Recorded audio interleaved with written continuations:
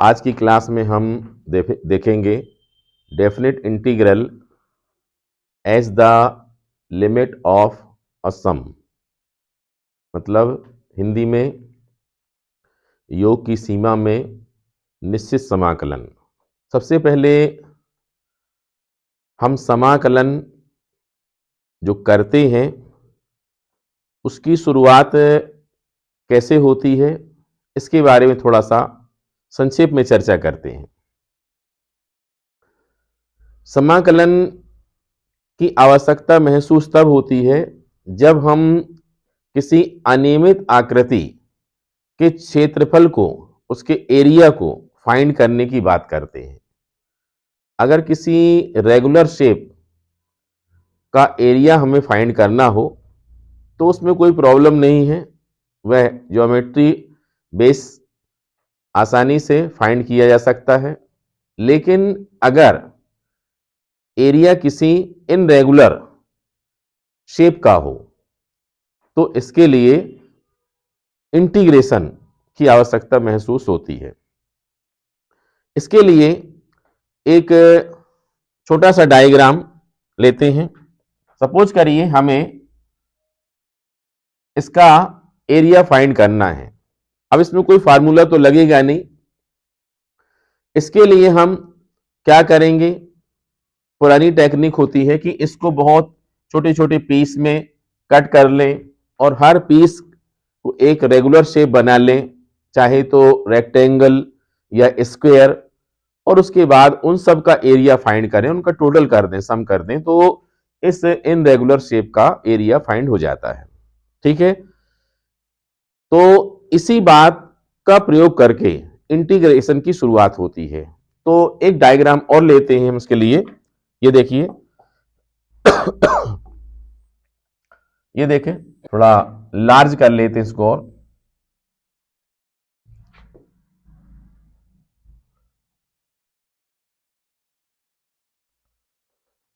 ये देखिए, ये एक कर्व है। कौन सा वाला कर्व है ये इसी में से हमने एक हिस्सा कट कर लिया और ये समझने के लिए ये कर्व बना लिया, और इस कर्व से घिरा हुआ जो एरिया हमको ये वाला दिख रहा है, ये हमको निकालना है। इस एरिया को निकालने के लिए हम क्या करेंगे, इसको छोटे छोटे पीस में कट करेंगे और इसमें सावधानी किस बात की होनी चाहिए कि जो पीस कट करेंगे इन सबकी जो विड्थ है, सबकी जो चौड़ाई है, वो कैसी होना चाहिए, एक बराबर होना चाहिए। इन सबकी विड्थ हमने डेल्टा एक्स मान ली है, और ये जितने भी हमने सेक्शन बनाए हैं, पीस बनाए हैं, वो कितने हैं, सपोज कर लो एन है। ये देखिए 1 2 3 अप टू कितने हैं, ये एन है। अब हम क्या करेंगे कि इन सब का एरिया फाइंड करेंगे। सब अपने आप में इंडिविजुअल ये रेक्टेंगल जैसे ही हैं, ठीक है, तो इनका एरिया फाइंड करना आसान है। देखिए, सबसे ऊपर वाले फर्स्ट वाले नंबर का जो रेक्टेंगल है उसका अगर हम एरिया लिखेंगे तो वो एरिया कितना होगा, ये देखिए, वो एरिया होगा delta A1 is equal to, ये देखिए, इसमें इसकी लेंथ हाइट देखिए, यहां पर वैल्यू कितनी है, यहां शुरुआत करते हैं हम A से B तक के लिए, मतलब ये जो शुरुआत होती है पूरे एरिया की, तो यहां से शुरुआत कितनी है, x is equal to A से लेकर के कहां तक जाएंगे, x is equal to B तक। ठीक है, तो फर्स्ट वाले के लिए हम a प्लस एच, ये देखिए एफ ए प्लस एच, मतलब ये एक फंक्शन जैसा ही है। ये क्या है, ये फंक्शन है और इसका डोमेन क्या है, a प्लस एच। मान लो यहां पर कितना है, शुरुआत हुई a से, तो ये कितना होगा, a प्लस एच। तो फंक्शन में हम x की वैल्यू लगाएंगे a प्लस एच, तो इसकी हाइट कितनी आ जाएगी, एफ ए प्लस डेल्टा एक्स आ जाएगी। ठीक है, यहां पर a प्लस डेल्टा एक्स आ जाएगा, समझ रहे हैं यहां पर। तो इसकी हाइट हो जाएगी एफ ए प्लस डेल्टा एक्स और विड्थ हो जाएगी डेल्टा एक्स। इस प्रकार से एरिया कितना होता है, लेंथ इंटू ब्रीथ, मतलब F A plus delta X into delta x, ये फर्स्ट वाले के लिए हो जाएगा। ऐसे ही अगर हम आगे भी और निकालें, डेल्टा A2 तो अब इसमें डेल्टा एक्स और भी ऐड होता चला जाएगा। तो देखिए एफ ए प्लस डेल्टा एक्स, ऊपर वाले के लिए एफ ए प्लस 2 डेल्टा एक्स, और ऊपर वाले के लिए A plus 3 delta X, up to अगर हम एन टाइम पहुंचेंगे तो एफ ए plus N into delta X हो जाएगा। तो इस प्रकार से ये एरिया क्या फाइंड होंगे, A plus delta X into delta X, up to ऐसा ही निकालते जाएंगे, हम फाइंड करते जाएंगे। तो ये आ जाएगा A N is equal to F A plus N into delta X into delta X. ठीक है। अब अगर हम इन सब को क्या कर दें, ऐड कर दें, सम कर दें, इनका क्या कर दें, सम कर दें, तो ये आ जाएगा total area delta A one plus delta A two up to delta A N. ठीक है। अब इनकी वैल्यूज अगर हम लगाएंगे तो इसमें डेल्टा एक्स सब में क्या दिखेगा, हमें कॉमन दिखेगा। ठीक है। इस प्रकार से जो एरिया आएगा वो कितना आएगा, देखिए डेल्टा एक्स को हम कॉमन निकाल लेंगे और इसके अंदर जो आएगा वो हम लिख देंगे। ठीक है। ये देखिए एफ ए प्लस डेल्टा एक्स, एफ ए प्लस 2 डेल्टा एक्स, और लास्ट में ये एफ ए plus N into delta X. ठीक है। ये टोटल एरिया होगा। अब विचार करें क्या जो टोटल एरिया आया है ये तो रियल में इस शेप का एररलेस, त्रुटि रहित, बिना किसी एरर के टोटल सच में ये एरिया है या इसमें कुछ एरर है? इसमें एरर हो सकती है। क्यों हो सकती है? क्योंकि ये जो हमने रेक्टेंगुलर शेप यहां पर लिए हैं ये वास्तव में आइडियल रेक्टेंगुलर शेप हो जरूरी नहीं है। क्यों जरूरी नहीं है? इसके लिए एक रेक्टेंगल को अलग से बना के देखते हैं। ठीक है। देखिए इसके लिए एक रेक्टेंगल को हम अलग से बना के देखते हैं, थोड़ा इनलार्ज करके बनाएंगे इसको, हम बड़ा करके। ये देखिए इसमें अब इनमें से किसी भी एक रेक्टेंगल को हमने ये इनलार्ज कर दिया, बड़ा कर दिया। बड़ा करने पर हम देखते हैं कि क्या वास्तव में ये आइडियल रेक्टेंगल है।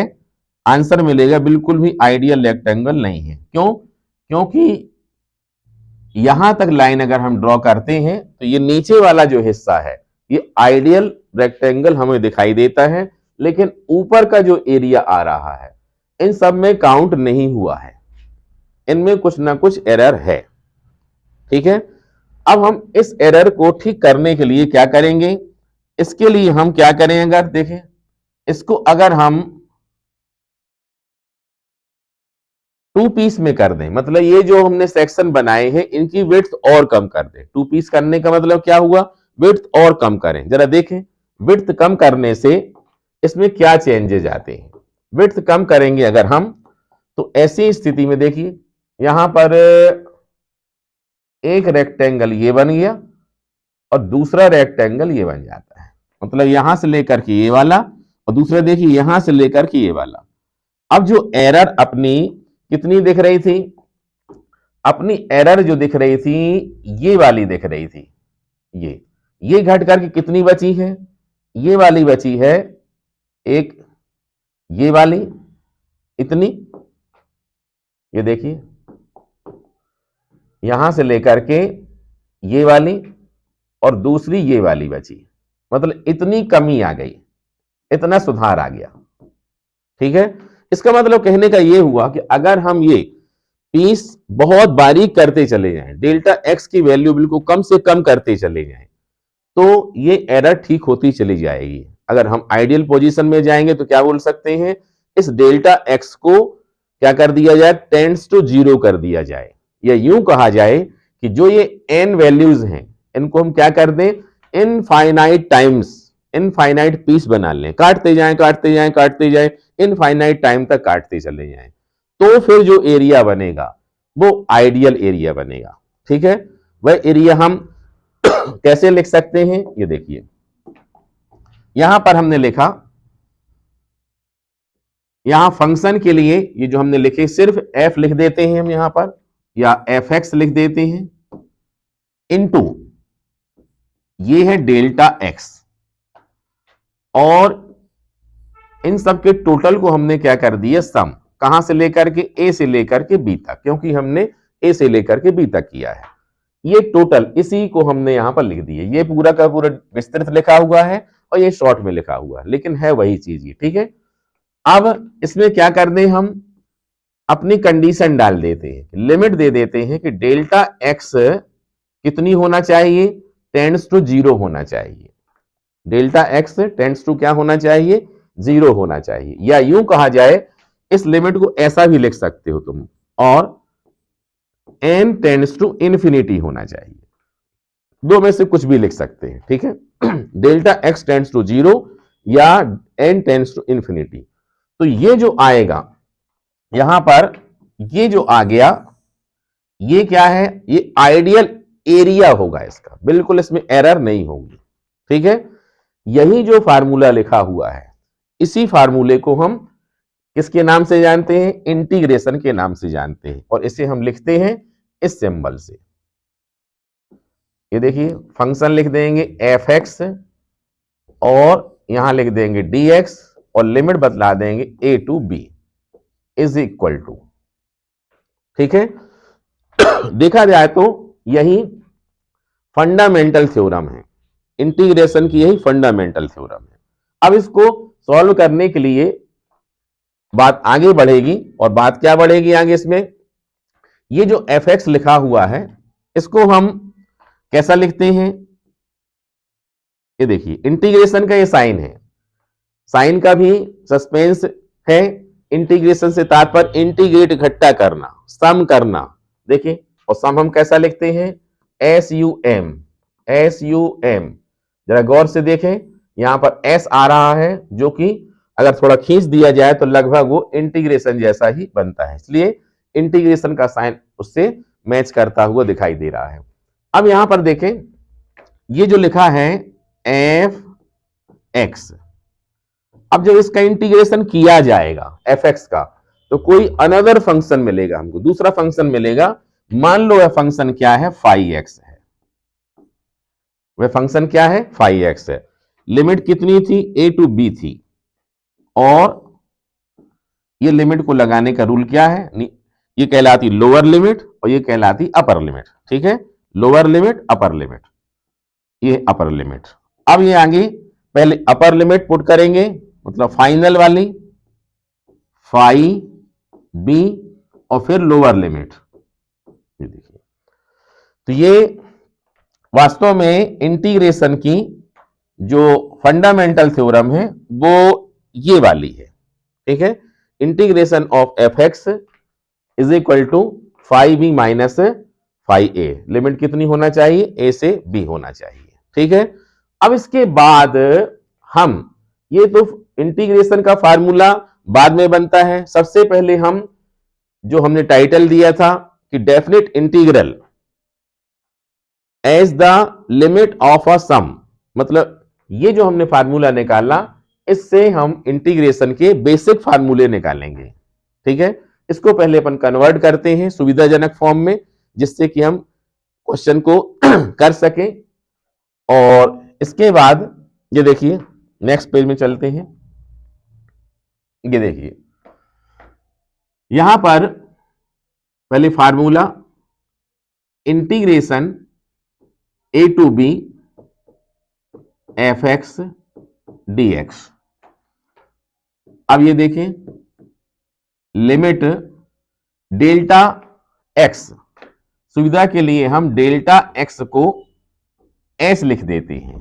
ठीक है, यह बहुत छोटा सा मान कहलाए, क्योंकि हमने बताया कि डेल्टा एक्स मतलब बहुत छोटी छोटी पीस कर दिया जाए, वैल्यू बहुत ज्यादा उसकी कम होना चाहिए। ठीक है, तो उसको हमने मान लिया एच। तो limit delta x tends to 0, मतलब यहां क्या लिखेंगे हम, एच टेंड्स टू 0। ठीक है, और डेल्टा एक्स हमने कॉमन निकाल लिया था, इसका मतलब क्या करें, एच कॉमन निकाल लें। अब बाकी एफ वाली वैल्यूज अंदर लिखेंगे हम, ए प्लस डेल्टा एक्स मतलब क्या, एच प्लस एफ ए प्लस टू डेल्टा एच मतलब डेल्टा एक्स मतलब एच, और अप टू ए लिखेंगे एफ ए प्लस एन डेल्टा एच मतलब कितना, एच। ध्यान रखना होगा कि यहां पर जो डेल्टा एक्स है या एच है वो क्या है, B minus a upon N. ठीक है, मतलब क्यों है ये देखिए यहां से कितना था, ए था, और ये कितना था, बी। तो यहां से ये वाली जो डिस्टेंस होगी ये कहलाएगी बी माइनस ए, और इसके एन पीस किए गए हैं इसलिए कितना हो जाएगा, एन। तो एक पीस की विड्थ आ जाएगी और वो है एच। तो h is equal to b minus a upon n. तो ये मुख्य फार्मूला, मुख्य सूत्र होगा, मेन सूत्र होगा।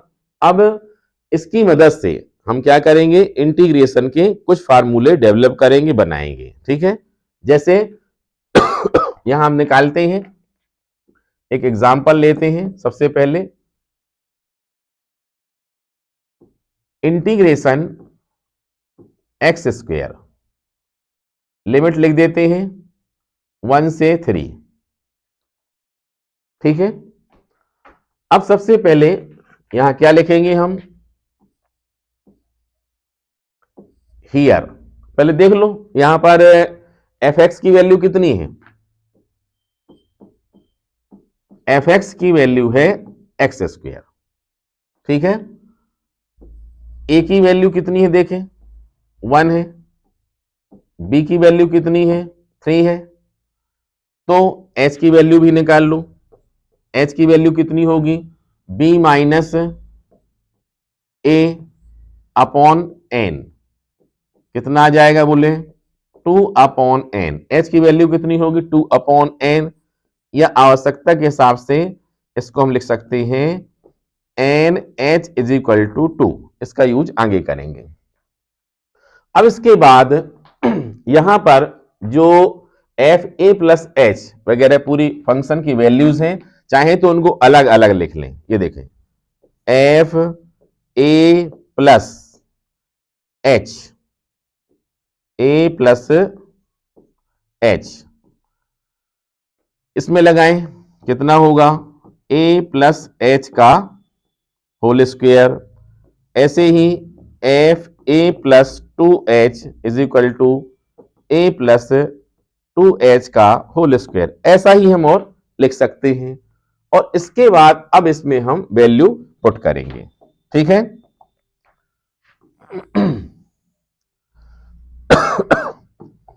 तो देखिए यहां पर नाउ इंटीग्रेशन 1 2 3 और x square d x is equal to कितना है बोले, लिमिट है एच टेंड्स टू 0 और एच, अभी एच ही लिख लें, बाद में इसकी वैल्यू लगाएंगे अपन। इसके बाद यहां पर F A plus H, F A plus H की वैल्यू लगाइए, ए प्लस एच का होल स्क्वायर प्लस ए प्लस 2h का होल स्क्वायर अप टू ऐसे ही जाएगा ए प्लस एन एच का होल स्क्वायर। ठीक है, इसके बाद हम आगे स्टेप लिखेंगे। समझ रहे हैं सभी लोग? ये देखिए h, इसको हम एक्सपॉन्ड कर दें, और एक्सपॉन्ड करें थोड़ा सा वर्बली मौखिक रूप में करें, a प्लस बी के होल स्क्वायर से, तो क्या आएगा, A square plus 2ah plus H square. इसमें क्या आएगा, A square plus 2a 2h plus 2h का होल स्क्वायर, मतलब a प्लस बी के होल स्क्वायर से इसको हम क्या कर दें, एक्सपांड कर दें। इसके बाद हम क्या देखेंगे, उसमें सभी में देखें अगर ब्रह्म बनता है तो हम एक्सपांड कर ही देते हैं, A square plus 2 AH plus H square plus इसका भी करेंगे ए स्क्वायर प्लस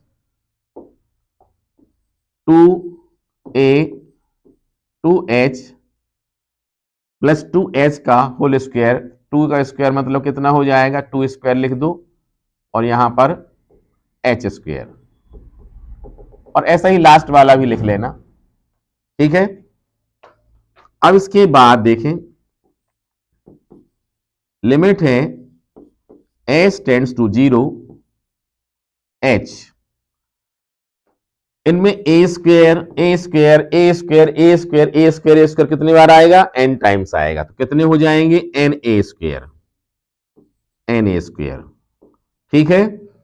इसके बाद देखें 2AH सब में 2AH 2H 2H आएगा, उनमें इसमें पहले वाले में छूट जाएगा 1, इसमें 2 और उसके बाद 3 4 5 ऐसा, तो हम क्या कर लेते हैं 2AH को कॉमन निकाल लेते हैं और अंदर बचेगा यहां पर 1 प्लस 2 अब टू लास्ट में कितना बचेगा n।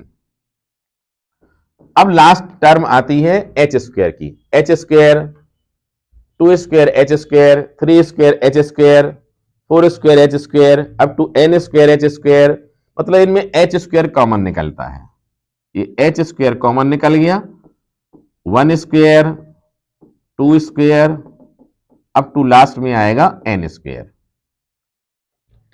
ठीक है। अब यहां पर कुछ फार्मूले जो आप लोगों ने प्रीवियस क्लासेस में पढ़े हैं, यहां पर फिर भी हम लिखते हैं। ये देखिए 1 + 2 + 3 ये एपी है, अरिथमेटिक प्रोग्रेशन है, ठीक है। 11th क्लास में, पिछली क्लास में आप लोगों ने पढ़ा होगा, ये है 1 + 2 + up to n is equal to होता है ये n + 1/2, और अगर ये स्क्वायर वाला है तो 1 square plus 2 square up to n square, ये होता है n + 1 2n + 1/6, ठीक है। यही दोनों ही वैल्यूज यहां पर हम पुट कर लेंगे। ये देखिए लिमिट है h टेंड्स टू 0 और ये आया h, और इसके बाद आता है ये NA स्क्वायर प्लस 2AH, अब इसकी वैल्यू लगाएं n + 1/2 प्लस देखिए ये आएगा h स्क्वायर, फिर ये वैल्यू लगाएंगे वहां पर n + 1 2n + 1/6, ठीक है, ये कैंसिल हो जाएगा। अब इसके बाद हम क्या करेंगे, यहां पर h को अंदर भेजते हैं, ठीक है। देखेंगे यहां पर ये देखिए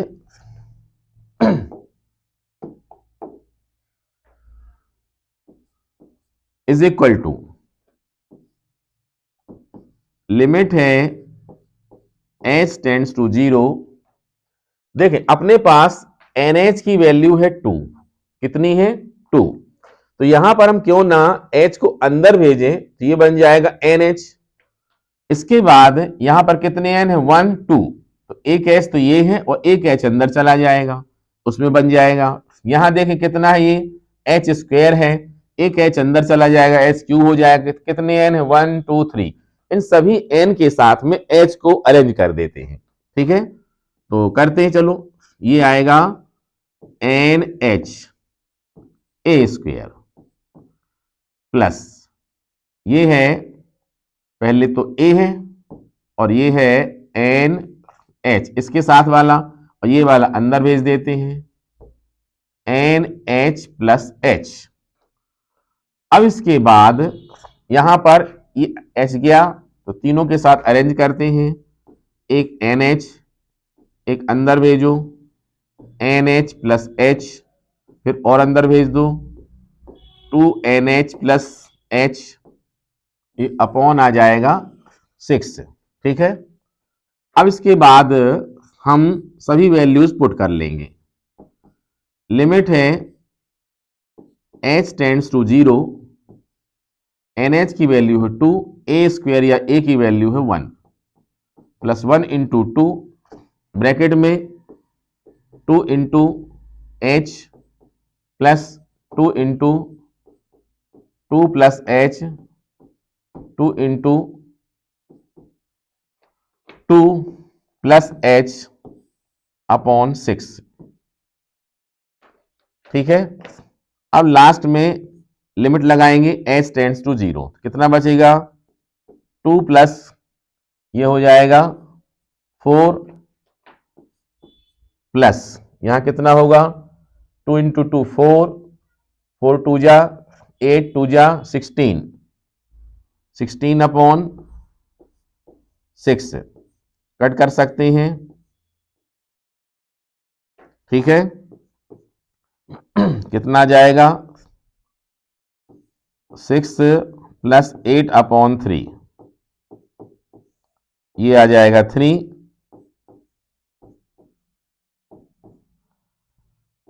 कितना हो जाएगा ऐड कर दें इसको 26 अपॉन 3। ठीक है, अब यही वैल्यू अभी हमने ये बेसिक फार्मूले से निकाली, एक्स स्क्वायर के इंटीग्रेशन की वैल्यू लिमिट 1 to 3 के लिए। अब हम डायरेक्ट फार्मूले से भी निकाल के देखते हैं। डायरेक्ट फार्मूले से देखिए 1 to 3 x square dx, x square का इंटीग्रेशन कितना होता है एक्स क्यूब अपॉन 3 होता है, लिमिट लगा दो। ठीक है, अब हम क्या करें अपर लिमिट लगा दें 3 cube upon 3 minus 1 upon 3, LCM आ जाएगा 3, ये कितना है 27 minus 1 is equal to 26 upon 3, 26 upon 3।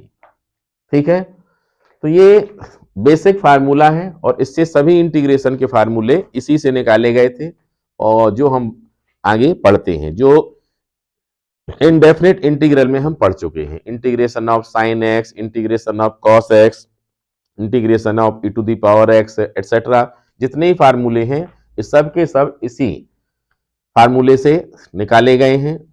और आप लोग इसका यूज करके, इस फार्मूले का यूज करके कुछ क्वेश्चन का अभ्यास करें और बाकी जो क्वेश्चन हैं बहुत सारे वो डायरेक्ट फार्मूले से फिर निकाल करके आगे बढ़ सकते हैं। तो आज के लिए इतना ही, कल की क्लास में हम डेफिनेट इंटीग्रल के कुछ और भी इंपॉर्टेंट क्वेश्चन लेके आएंगे जो एग्जाम के लिए बहुत ही इंपॉर्टेंट होंगे।